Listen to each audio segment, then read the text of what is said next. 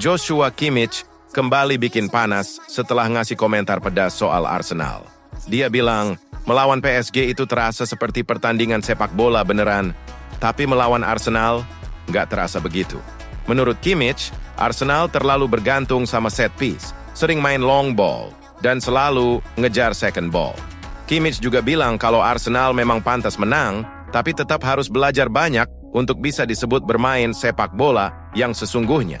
Yang bikin ramai, gol Bayern ke gawang Arsenal juga dari long ball, tapi itu nggak disorot. Sementara permainan Arsenal malah yang jadi bahan kritik. Nah, gimana menurut kalian? Komentar Kimmich ini analisis murni atau cuma saywar halus?